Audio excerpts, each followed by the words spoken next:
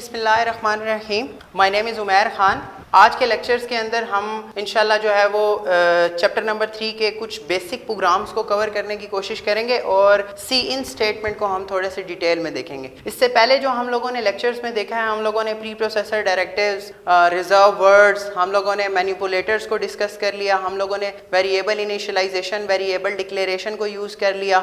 ठीक है, आज हम थोड़ा सा बात करेंगे कि बेसिकली स्टूडेंट जब भी जाके प्रोग्राम को रन करता है किसी भी कंपाइलर पे, तो उसको शुरू में जो है वो कुछ एरर फेस करने पड़ते हैं। ठीक है, वो एरर कौन कौन सी टाइप के हैं और कंपाइलर बेसिकली वो किस तरह से काम करते हैं। आज बेसिकली हम थोड़ा सा डिस्कस करेंगे कि बेसिकली प्रोग्राम किस तरह से रिटर्न किया जाता है और डिफरेंट कंपाइलर्स उसको किस तरह से देखते हैं। उसके बाद हम बेसिक अपनी प्रोग्रामिंग पे आएंगे और इसके बाद हम जो है वो सी इन स्टेटमेंट को थोड़ा सा डिटेल में देखेंगे और इससे रिलेटेड जो है वो हमारे पास जो प्रोग्राम है हम उनको डिस्कस करेंगे। तो अगर हम लोग सबसे पहले हम बेसिक स्ट्रक्चर की बात करते हैं कि फॉर एग्जाम्पल हमारे पास जो बेसिक स्ट्रक्चर है, जो बेसिक आर्किटेक्चर है, ठीक है, for example hash include iostream.h include conio.h। ठीक है, इसके बाद हमारे पास हम लोग जो यूज करते हैं usually void main and then यहाँ पर हम लोग लिखते हैं गेट ch। ये आप लोगों का बेसिक स्ट्रक्चर है जो आप लोगों को बुक के अंदर जो है वो लिखा हुआ है आप लोगों की। अब यहाँ पर अगर हम रियल वर्ल्ड के ऊपर काम करें, क्योंकि हम लोगों ने शुरू में डिस्कस किया था कि हम लोग जो है वो इसको डेफ सी प्लस प्लस के अंदर प्रोग्राम करेंगे। सो आप अगर Dev C plus plus use कर रहे हैं या आपके इंस्ट्रक्टर ने या टीचर ने आपको कोड ब्लॉक के ऊपर काम करवाया हुआ है, ठीक है, तो कोड ब्लॉक किस तरह से काम करता है, आपके पास डेफ सी प्लस प्लस किस तरह से काम करता है और आपके पास जो टर्बो सी है वो किस तरह से काम करता है। ठीक है, इस कोर्स में मैं तो प्रेफर करूंगा कि आप लोग डेफ सी या कोड ब्लॉक की तरफ ही जाएं। जो लोग टर्बो सी प्लस प्लस को यूज करते हैं उसका सबसे बड़ा डिसएडवांटेज तो ये है कि वो डायरेक्टली आपके कंपाइलर के ऊपर नहीं चलता, उसके लिए आपको अलग से एक सॉफ्टवेयर जो है वो यूज करना पड़ता है, क्योंकि वो 16 बिट का सॉफ्टवेयर है और ये वाले जो सॉफ्टवेयर हैं ये 32 बिट और आपके पास 64 बिट में काम करते हैं। दूसरी बात ये कि जो आपके पास डेफ सी प्लस प्लस है, कुछ जब फंक्शनैलिटी यूज कर रहे होते हैं, फॉर एग्जांपल CLR SRC, ठीक है, क्लियर स्क्रीन का फंक्शन यूज करते हैं, तो क्लियर स्क्रीन का जो फंक्शन है वो डेफ सी प्लस प्लस के अंदर नहीं है। ठीक है, कि बार बार क्लियर स्क्रीन के लिए, ठीक, तो हम जब इस फंक्शन को यूज करते हैं तो ये आपके पास जब इस तरह का आपके पास सोर्स कोड लिखा हुआ है, अगर आप इसको कंपाइलर के ऊपर राइट करते हो डेफ सी प्लस प्लस के अंदर या फिर आप लोग जो है वो इसको कोड ब्लॉक के अंदर जो है वो लिखते हो, तो यहाँ पर आपके पास आउटपुट नहीं आती, यहाँ पर आपके पास एरर आ जाते हैं। अब इस एरर को दूर करने के लिए इसको चीज़ को डिस्कस करेंगे कि बेसिकली रियल वर्ल्ड के अंदर किस तरह से प्रोग्रामिंग होती है और उसके अंदर से किस तरह से प्रोग्राम लिखे जाते हैं।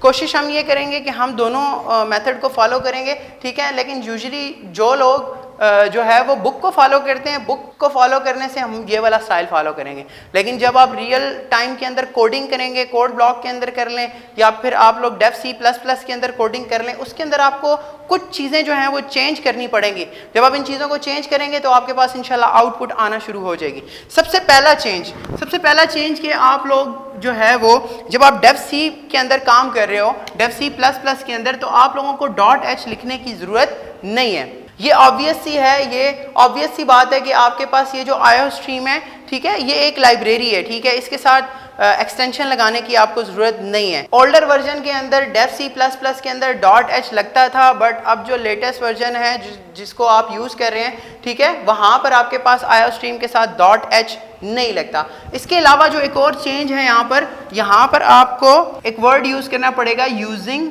Name space std। ठीक है, ये हम बेसिकली क्या कर रहे हैं कि एक नेम स्पेस को यूज कर रहे हैं, ठीक है, जिसका एक ये ऑब्जेक्ट है std। अब ये std ऑब्जेक्ट बेसिकली किस चीज़ का ऑब्जेक्ट है, ये इनपुट आउटपुट स्ट्रीम या जितनी भी हम लोग लाइब्रेरीज को यूज करते हैं C++ के अंदर, जितनी भी लाइब्रेरीज को यूज करते हैं उसका एक स्टैंडर्ड जो हमारे पास नेम स्पेस हम यूज करते हैं, हम std को यूज करते हैं। अगर आप ये std का वर्ड यूज नहीं करेंगे तो हमारे पास एरर आएंगे। ठीक है, मैंने अपने पहले लेक्चर में भी इस चीज़ को डिस्कस किया था कि अगर आप इस चीज़ को नहीं लिखते तो फिर आपको हर सीन या सी आउट की स्टेटमेंट के साथ std लगाना पड़ेगा। फॉर एग्जांपल एक आपके पास स्टेटमेंट लिखी हुई है आउटपुट हेलो, तो ये आपके पास एग्जीक्यूट नहीं करेगा। ठीक है, इससे पहले आपको लिखना पड़ेगा std स्कोप रेजोल्यूशन ऑपरेटर। ठीक है। स्कोप रेजोल्यूशन ऑपरेटर के बगैर जो है वो आप इसको यूज नहीं कर सकते, ठीक है। अगर आप लोग इससे अवॉइड करना चाह रहे हैं, ठीक है, तो आप एक ही दफा ऊपर, this is called global declaration. हम लोग लेटर ऑन चैप्टर नंबर 6 के अंदर देखेंगे कि ग्लोबल डिक्लेरेशन क्या होती है और लोकल डिक्लेरेशन क्या होती है। फॉर द टाइम बीइंग आप इसको इतना समझ लें कि ये बेसिकली ग्लोबल डिक्लेरेशन है। और ग्लोबल डिक्लेरेशन का मतलब क्या होता है? ग्लोबल डिक्लेरेशन का मतलब ये होता है कि प्रोग्रामिंग के अंदर जितने भी फंक्शंस को यूज कर रहे हैं, एटलीस्ट जो है वो हम लोग एक मेन फंक्शन को यूज करते हैं, लेकिन इसके अलावा जितने भी फंक्शंस को आप यूज कर रहे हैं उसके अंदर ये जो आपके पास ऑब्जेक्ट है एसटीडी ये काम करेगा, ठीक है। दैट्स वाई हम लोग इसको मेन से ऊपर लिखते हैं, ठीक है। अगर आप इसको मेन के अंदर लिखेंगे सो वो लोकल स्कोप हो जाएगा। उस चीज़ को लोकल स्कोप क्या होता है, ग्लोबल स्कोप क्या होता है, उसको हम चैप्टर नंबर 6 में इंशाल्लाह बहुत डिटेल में देखेंगे, ठीक है। आज के लेक्चर में हम लोग थोड़ा सा डिस्कशन को सम अप करते चलें कि बेसिकली जब हम रियल वर्ल्ड के अंदर कोडिंग कर रहे होते हैं, कोड ब्लॉक के अंदर या डेफ सी के अंदर, तो हम लोग बेसिकली इस तरह का स्ट्रक्चर फॉलो करते हैं। फिर हम वाइड नहीं लिखते हैं, हम लोग यूजुअली इंट लिखते हैं, इंट मेन। तो बेसिकली थोड़ा सा स्ट्रक्चर चेंज हुआ है। यहाँ पर हम लोगों ने वाइड की जगह इंट लगा दी है।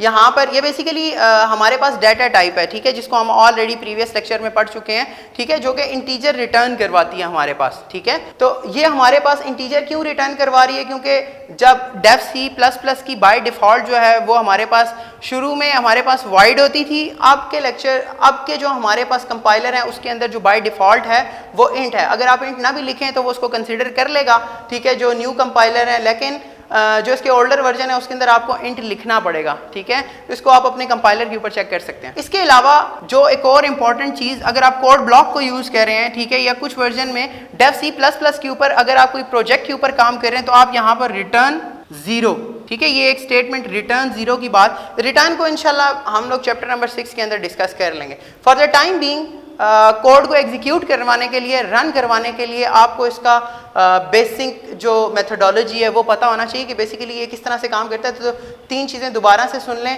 पहली चीज़ हम लोगों ने यहाँ से .h को हटा दी। दूसरी चीज़ हम लोगों ने यहाँ पर यूजिंग नेम स्पेस std लिखा। तीसरी चीज़ हम लोगों ने यहाँ पर इंट लिख दिया। और ये अगर आप डेफ सी प्लस प्लस को यूज़ कर रहे हैं तो उसके अंदर ये लिखने की ज़रूरत नहीं है। अगर आप कोड ब्लॉक को यूज़ कर रहे हैं तो फिर आप रिटर्न 0 लिखेंगे, ठीक है। तो इसको देख लीजिएगा अपने कंपाइलर के अंदर वो जिस तरह से काम करता है, ठीक है। हम लोग ज़्यादातर डेफ सी को यूज़ कर रहे हैं इस कोर्स के लिए, तो मैं यहाँ पर रिटर्न 0 नहीं लिखूंगा, ठीक। अब इसके बेसिक जो प्रोग्रामिंग टेक्निक्स हैं उस पर आते हैं कि बेसिकली हम लोग किस तरह से काम करवा सकते हैं। कुछ बेसिक प्रोग्राम्स के ऊपर हम लोग काम करते हैं, उसको देखते हैं कि वो इस तरह से काम कर रहा है। सो फॉर एग्जांपल मैं यहाँ पर एक प्रोग्राम लिखता हूँ, ठीक है, जिसमें हम लोग कुछ वेरिएबल्स को डिक्लेरेशन करवाएंगे उनकी, और कुछ वेरिएबल की इनिशियलाइजेशन करवाएंगे, और हम देखेंगे बेसिकली इनका डिफरेंस क्या होता है, ठीक। फॉर एग्जांपल हम लोगों ने लिखा int a is equals to 3। So हम लोग इसके अंदर यहाँ पर इसको कमेंट आउट कर रहे हैं। कमेंट्स हम लोग ऑलरेडी डिस्कस कर चुके हैं प्रीवियस लेक्चर में, ठीक है, कि comments are the statement that are ignored by compiler, ठीक है, या these are the explanatory statement that are usually for the user to understand the code, ठीक। अब फॉर एग्जांपल हम लोगों ने एक स्टेटमेंट लिखी है int a is equals to 3, ठीक, और हम लोग कमेंट के अंदर हम उसको बताना चाह रहे हैं कि बेसिकली हम लोगों ने लिखा गया। तो ये बेसिकली क्या किया हम लोगों ने, वेरिएबल इनिशियलाइजेशन, ये हम लोगों ने वेरिएबल को इनिशियलाइज करवा दिया। एक और हम लोग वेरिएबल लेते हैं, for example int b is equals to, हम लोगों ने लिखा int b। This is called variable declaration. ये आपके पास ऊपर वाली टर्म है variable initialisation, and this is called variable declaration. So there is a difference. हम लोग क्या कर रहे हैं कि हम लोग जब डिक्लेरेशन करवा रहे हैं उस टाइम पे कुछ उसकी इनिशियल वैल्यू भी हम लोगों ने उसको दे दी है, ठीक है, वेरिएबल a को, ठीक, और दूसरे लाइन पे हम लोग जस्ट डिक्लेरेशन करवा रहे हैं, यानी कि हम लोगों ने उसकी इनिशियल वैल्यू कोई सेट नहीं की। फॉर एग्जांपल उसको नेक्स्ट लाइन पे सेट कर सकते हैं। फॉर एग्जांपल हम लोग लिखते हैं यहाँ पर b इज इक्वल्स टू 4। अब इसको थोड़ा सा सी आउट की स्टेटमेंट को थोड़ा सा लर्न करते हैं कि बेसिकली सी आउट किस तरह से काम करते हैं, ठीक। फॉर एग्जांपल हम लोगों ने लिखा cout the value of a is equals to. अब देखें ये इतनी स्टेटमेंट लिखी है मैंने, ठीक, यहाँ पर मुझे a की वैल्यू चाहिए, ठीक है। अब यहाँ पर जब मुझे a की वैल्यू चाहिए तो मैं क्या करूँगा कि अगर मैं यहाँ पर डायरेक्टली a लिखता हूँ तो ये एज इट इज प्रिंट हो जाएगा, क्योंकि डबल कोट्स में लिखा हुआ है। तो मेरे पास जो आउटपुट आएगी वो लिखा हुआ आएगा the value of a is equals to a। यहाँ पर मुझे a की वैल्यू चाहिए। फॉर दैट पर्पज मैं जो कल एग्जांपल हम लोगों ने डिस्कस की थी सी आउट स्टेटमेंट के ऊपर, हम उस चीज़ को डिस्कस करते हैं कि बेसिकली यहाँ पर मैं इस चीज़ को ख़त्म करता हूँ। This is called string. Strings as it is print होंगी except escape sequence. Escape sequence को छोड़ के बाकी जो भी स्ट्रिंग है वो एज इट इज प्रिंट होगी। एंड देन हमारे पास क्या चीज़ यूज़ कर सकते हैं, यहाँ पर हम लोगों ने यूज़ किया ए, और दूसरी लाइन पे हम लोग लिखते हैं सी आउट। नेक्स्ट लाइन से शुरू करवाना चाह रहे हैं, हम लिखते हैं वैल्यू इज, इसको क्लोज किया, देन हम लोगों ने यहाँ पर लिख दिया बी। इसकी थोड़ा सा आउटपुट के ऊपर आते हैं कि बेसिकली आउटपुट किस तरह से काम करेगी। हमारे पास मेमोरी के अंदर क्या हुआ, हम साथ साथ मेमोरी को भी डिस्कस करेंगे जी। इंट 4 बाइट ले रहा है, ठीक है, लिखने की जरूरत नहीं, आपको पता होना चाहिए। ए है, बी है, इसकी वैल्यू क्या है, इसकी वैल्यू 3 है और इसकी वैल्यू क्या है 4। अब प्रोग्राम को थोड़ा सा अंडरस्टैंड करने की कोशिश करें, बेसिकली ये स्टेटमेंट किस तरह से लिखी जा रही है। वेरी फर्स्ट लाइन, इसके अंदर क्या हो रहा है, ये हमारे पास this is called variable initialisation. इसमें क्या हुआ कि हमारे पास रैम के अंदर एक मेमोरी लोकेशन खाली हो गई, ठीक है, जिसको कंपाइलर ने 4 बाइट्स रिजर्व करवा दिया। उस वेरिएबल का नाम हम लोगों ने रखा ए, ठीक है। उस ए के अंदर क्योंकि ये डाटा टाइप है और डाटा टाइप हमें बता रही है कि इसके अंदर जो कांस्टेंट हम सेव करवा सकते हैं वो हमारे पास सिर्फ इंटीजर ही हो सकता है। अब ये इंटीजर है, इंटीजर को हम लोगों ने किसके अंदर सेव करवा दिया, ए के अंदर। हम लोगों ने मेमोरी के अंदर वो चीज़ लिखी। यहाँ पर हम लोगों ने डिक्लेरेशन करवाई है। डिक्लेरेशन के अंदर हम लोग क्या कह रहे हैं कि जस्ट हम लोगों ने इनिशियलाइज करवाया और इनिशियलाइज करवाने के बाद नेक्स्ट लाइन पे हम लोगों ने उसकी कोई इनिशियल वैल्यू सेट की है, ठीक है। तो एक छोटी सी टर्मिनोलॉजी है, यहाँ पर एक क्वेश्चन आ जाता होता है, what is the difference between variable initialisation and variable declaration. So ये हमारे पास एक छोटा सा प्रोसेस है। एक में मैंने वेरिएबल इनिशियलाइज करवाया एंड देन हमारे पास एक वेरिएबल डिक्लेरेशन है। इसके बाद अगर हम लोग बात करें तो मैंने एक छोटी सी सी आउट की स्टेटमेंट यूज़ की है और प्रीवियस लेक्चर्स में भी मैं डिस्कस कर चुका हूँ कि जो भी चीज़ सी आउट में लिखी हुई होती है, ठीक है, वो हमारे पास प्रिंट होती है, ठीक है। अगर आपको कोई भी चीज़ आउटपुट निकालनी है तो आप हमेशा देखेंगे उसके अंदर सी आउट की स्टेटमेंट कितनी है और उतने ही आपके पास आउटपुट आएंगे। अब सी आउट के अंदर बेसिकली हम लोगों ने 2 चीज़ें पढ़ी हैं, दोबारा से एक्सप्लेन कर देता हूँ। पहली चीज़ ये है आपके पास स्ट्रिंग और दूसरा पार्ट ये है आपके पास वेरिएबल। आप किसी भी प्रोग्राम के अंदर 3 चीज़ें भी यूज़ कर सकते हैं। या तो आप खाली स्ट्रिंग यूज़ कर लें, स्ट्रिंग एज इट इज़ आएंगी, ठीक है। आप कोई भी वेरिएबल यूज़ कर लें तो वो वेरिएबल जो है वो उसकी वैल्यू आ जाएगी। आप लोग कांस्टेंट यूज़ कर लें, कांस्टेंट की भी वैल्यू आ जाएगी, ठीक है। अब हमें कैसे पता लगा कि ये वेरिएबल्स हैं? वेरिएबल्स को जब भी हम लोग प्रोग्राम के अंदर लिखते हैं सी आउट की स्टेटमेंट के अंदर तो हम विदाउट कोट्स लिखते हैं, ठीक है। यहाँ पर हम कोई डबल कोट्स को यूज़ नहीं करें। अब चलते हैं इसकी आउटपुट की तरफ। जब हम इसकी आउटपुट की तरफ आते हैं तो बेसिकली जो हमारे पास आउटपुट आएगी तो हमारे पास ये एज इट इज़ आएगा। फॉर एग्जाम्पल इसने यहाँ तक सारा मेमोरी के अंदर काम किया, मेमोरी के बाद आपके पास ये आउट है, आउटपुट है। आउटपुट का मतलब है सी आउट का मतलब है कंसोल आउटपुट और ये सारा स्मॉल लेटर्स में, ठीक है। ये जो सी आउट और सी इन या गेट सी एच ये सारा स्मॉल लेटर्स में है, ठीक। फॉर एग्जांपल सी आउट है मतलब क्या है कि हमारे पास मॉनिटर के ऊपर जाए या जो भी हमारे पास आउटपुट आ रही है उसके अंदर बेसिकली यहाँ से लिखना शुरू कर दे दिस इज अ स्ट्रिंग, और स्ट्रिंग जो है वो डबल कोट्स के अंदर आती है और ये एज इट इज लिखेगा यहाँ पर, माँ सिवाय इसके कि इसके अंदर कोई एस्केप सीक्वेंस ना यूज हो, ठीक है। फॉर एग्जांपल हम लोगों ने लिखा the value of a is equals to, ये एज इट इज लिखा है। यहाँ पर बेसिकली हमारे पास ये जो ऑपरेटर हैं these are called insertion operator. अब यहाँ पर पहले इसने क्या कहा कि इंसर्ट करो इस स्ट्रिंग को, उसके बाद यहाँ तक, इसके बाद कहा इंसर्ट करो इस ए को, ए की वैल्यू को। ए की वैल्यू हमारे पास है 3। अब यहाँ से आपके पास ये स्टेटमेंट टर्मिनेटर है। स्टेटमेंट टर्मिनेटर का मतलब क्या होता है कि आप लोगों ने नेक्स्ट लाइन के ऊपर आ जाना है। नेक्स्ट लाइन के ऊपर जब आएंगे तो एक और हमारे पास सी आउट स्टेटमेंट है, इसका मतलब है कंसोल आउटपुट करा रहा है। ये इंसर्शन ऑपरेटर है। इंसर्शन ऑपरेटर के अंदर जाएंगे तो ये डबल कोट्स में आपके पास स्ट्रिंग लिखी हुई है। इस स्ट्रिंग के अंदर आपके पास ये एस्केप सीक्वेंस को यूज किया गया है। एस्केप सीक्वेंस का पर्पस मैं ऑलरेडी डिस्कस कर चुका हूँ। The purpose of \n is to move the cursor to the next line. अब आपके पास जो कर्सर था वो यहाँ पर था, कर्सर आपके पास मूव हुआ इस नेक्स्ट लाइन के ऊपर। इस नेक्स्ट लाइन के ऊपर बेसिकली क्या चीज़ है, थोड़ा सा गैप है, ये स्पेस आ रही है तो हमारे पास यहाँ से शुरू होगी वैल्यू इज इक्वल्स टू, यहाँ पर हमारे स्पेस आ जाएगी। ये चीज़ एज इट इज उसने लिखी है। उसके बाद ये इंसर्शन ऑपरेटर है, देन बी की वैल्यू ऑलरेडी हमारे पास लिखी हुई है 4, एंड देन जो कंपाइलर है वो मूव कर जाएगा गेट सी एच के ऊपर। सो गेट सी एच का पर्पज ये है कि गेट कैरेक्टर, यानी कि ये आउटपुट को रोक के रखेगा।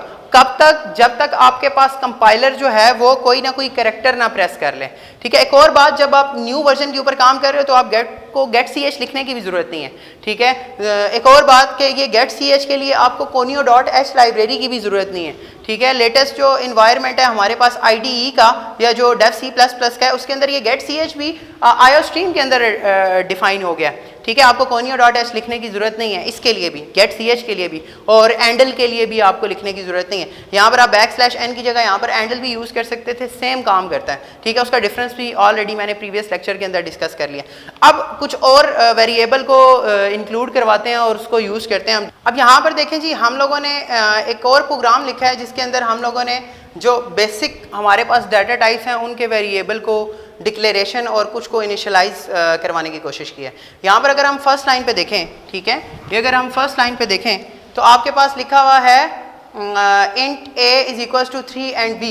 अब ये जब फर्स्ट लाइन चली हमारे पास तो हम लोगों ने क्या किया कि कंपाइलर के अंदर बेसिकली दो इंटीजर डाटा टाइप की स्पेसेस खाली हो गई, इसका नाम a है और इसका नाम b है। यहाँ पर हमारे पास बेसिकली इसकी वैल्यू 3 है और ये दिस इज कॉल्ड डिक्लेरेशन। अब एक चीज ज़हन में रखें, प्रीवियस प्रोग्राम के अंदर मैंने क्या किया था कि नेक्स्ट लाइन के ऊपर डिक्लेरेशन करवाई थी और इनिशियलाइज। अब आप यहाँ पर एक और तरीका ये है कि आप एक ही लाइन के ऊपर अगर आपके पास सेम डाटा टाइप के वेरिएबल्स आप डिक्लेयर करवा रहे हैं, फॉर एग्जांपल आपके पास ये इंट है और इंट का दूसरा वेरिएबल भी है, तो आपको ये दोबारा से लिखने की जरूरत नहीं है। फॉर एग्जांपल एक और वे जो हम लोगों ने पढ़ा था, हम लोगों ने पढ़ा था int a is equal to 3, दूसरा वे क्या है int b is equal to for example int b, ठीक है, and then b is equal to 6, ठीक है, this is another way, ठीक है। इस तरह से भी आप लोग लिख सकते हैं। लेकिन अगर आपके पास ये डाटा टाइप सेम है, फॉर एग्जांपल एक ही डाटा टाइप के दो वेरिएबल हैं, तो आप यहाँ पर कॉमा से सेपरेट कर सकते हैं, दिस इज एन अदर वे। तो हम साथ साथ कोशिश करेंगे थोड़ी थोड़ी टेक्निक्स को भी साथ साथ अडॉप्ट करें, अंडरस्टैंड करें कि बेसिकली प्रोग्रामिंग हम किस तरह से सीख रहे हैं, ठीक है। अब यहाँ पर बेसिकली इसके अंदर अगर मैं बताता चलूँ तो ये हमारे पास एक इनिशियलाइजेशन हो रही है एक ही और एक वेरिएबल डिक्लेरेशन हो रही है, ठीक। नेक्स्ट लाइन में हम लोगों ने b की वैल्यू अभी तक नहीं डिफाइन करवाई। फिर उसके बाद हम चलते हैं नेक्स्ट के ऊपर, ये हमारे पास फ्लोट है, यानी कि एक अनदर डाटा टाइप है, ये भी हमारे पास मेमोरी के अंदर स्पेस खाली होगी बेसिकली फ्लोट, और ये भी मेमोरी के अंदर हमारे पास 4 बाइट्स लेती है, ठीक है। अब बेसिकली ये इसका वेरिएबल का नाम जो है वो c है और इसके अंदर जो वैल्यू पड़ी हुई है वो 3.64। इसी तरह हमारे पास 4 यानी कि एक कैरेक्टर डाटा टाइप है, ठीक है, और इसको हम लोगों ने इनिशियलाइज नहीं करवाया, हम लोगों ने जस्ट डिक्लेरेशन करवाई है। तो हम लोग कह रहे हैं 4ch, और नेक्स्ट लाइन पे जब आएंगे तो यहाँ पर लिखा हुआ है b इज इक्वल टू 6, तो यहाँ पर हम लोगों ने 6 डाल दिया and then ch is equal to a, ठीक है। ये बेसिकली करेक्टर की इनिशियलाइजेशन है। अब देखें हमें कैसे पता लगा कि ये जो ch वेरिएबल है ये जो है वो करेक्टर कांस्टेंट जो है वो इसके अंदर हम जो है वो असाइन करवा सकते हैं इसको, ठीक है, वो हमें ये डाटा टाइप बता रही है, ठीक है। यानी कि ये जो वेरिएबल है ch के नाम से, ठीक है, ये एक करेक्टर वेरिएबल है और इसकी जो डाटा टाइप है वो करेक्टर डाटा टाइप है और ये मेमोरी के अंदर सिर्फ 1 बाइट लेता है, ठीक है। करेक्टर के अंदर जो है ये मेमोरी के अंदर सिर्फ 1 ही बाइट लेता है, ठीक है। अब जब हम इसको डिस्कस करते हैं तो ये a बेसिकली यहाँ पर हमारे पास स्टोर हो गया। अब आप यहाँ पर ये हमारे पास a अल्फाबेट नहीं, एक कैरेक्टर कांस्टेंट है क्योंकि ये सिंगल कोट्स में आया हुआ है। यहाँ पर अगर हम डिस्कस करें तो ये 3.64 है, ये फ्लोटिंग पॉइंट नंबर कांस्टेंट है और वो हमें ये डाटा टाइप बता रही है, ठीक है। यानी कि a के अंदर आप 3.64 नहीं डिक्लेरेशन करवा सकते, इनिशियलाइज नहीं करवा सकते, हम उसकी वैल्यू असाइन नहीं करवा सकते 3.64, ठीक है। क्यों? क्योंकि ये हमारे पास जो डाटा टाइप है ये इंटीजर डाटा टाइप है, ठीक है, ये फ्लोट है एंड देन ये कैरेक्टर। अब ये कुछ लाइंस लिखी हुई हैं, ये तो हमारे पास जो है वो मेमोरी के अंदर काम हुआ। मेमोरी के बाद हमारे पास ये बेसिकली कुछ आउटपुट आ रही है, ठीक है, दिस इज योर आउटपुट। अब आउटपुट के अंदर बेसिकली क्या हुआ, integer is equal to as it is लिख दिया। यहाँ पर हमारे पास क्या चीज है, इंसर्शन ऑपरेटर है और किसकी वैल्यू इंसर्ट करवाओ, b की। b के अंदर हमारे पास वैल्यू है 6। अगर हम यहाँ पर a लिखते तो यहाँ पर a की वैल्यू आ जाती। दूसरे नंबर पे एंडल है, एंडल जो है वो एक दफा उसको फ्लश किया, ठीक है, मेमोरी बफर को, और उसके बाद नेक्स्ट लाइन पे आ गया। नेक्स्ट लाइन पे आ गया हम लोगों ने यूज किया float, float is equal to as it is लिखा होगा हमारे सामने। देन ये थोड़ी सी स्पेस दी है, यहाँ पर हम लोगों ने कम स्पेस, इधर ज्यादा स्पेस, तो ज्यादा ही स्पेस आएगी जितनी आप लिखेंगे। देन ये c लिखा हुआ है तो c की वैल्यू हमारे पास है a। अब ये सिंगल कोट्स में नहीं आएगी, ये ध्यान रखिएगा, लिख रहे हैं हम सिंगल कोट्स में लेकिन ये सिंगल कोट्स में नहीं आएगी। इसके बाद हमारे पास c की वैल्यू जो है वो हमारे पास आ रही है 3.64, यहाँ पे c की वैल्यू 3.64 वो हमने यहाँ पर लिख दिया। उसके बाद हमारे पास आ रही है करेक्टर, तो करेक्टर हम एज इट इज लिखेंगे, character is equal to space आ रही है एंड देन ch की जगह हम लोग क्या करेंगे, उसकी वैल्यू प्लेस करेंगे। अब यहाँ पर देखें हमारे पास खाली a लिखा हुआ आएगा, ठीक है, ये सिंगल कोट्स में नहीं आएगा, ठीक, इस चीज का ध्यान रखिएगा, ठीक है, ये सिंगल कोट्स में नहीं आएगा। तो यहाँ तक हम लोगों ने क्या डिस्कशन की कि हम लोग वेरिएबल को किस तरह से इनिशियलाइज करवा सकते हैं और किस तरह से वेरिएबल को डिक्लेरेशन करवा सकते हैं, ठीक है। तो इसके अंदर हम लोगों ने बहुत डिटेल में देखा कि बेसिकली हमारे पास सिंपल प्रोग्राम किस तरह से काम करता है और मेमोरी के अंदर क्या क्या चीज़ें हो रही होती हैं और जो आउटपुट है वो हमारे पास किस तरह से हो रही होती है। अगेन दोबारा से सम अप करता हूं मैं इस लेक्चर को कि हम लोगों ने सी आउट स्टेटमेंट को थोड़ा सा देखा है कि जब भी आपके पास कोई प्रोग्राम लिखा हुआ अगर आपसे कोई आउटपुट डिमांड कर रहा है तो आउटपुट में क्या चीज़ होती है कि जो चीज़ सी आउट में लिखी हुई है वही चीज़ सिर्फ डिस्प्ले होगी, इसके अलावा बाकी जितना भी काम है वो आपके पास मेमोरी के अंदर होगा। बाकी लेक्चर्स में इंशाल्लाह हम लोग सी इन स्टेटमेंट को कवर करेंगे। तब तक के लिए अल्लाह।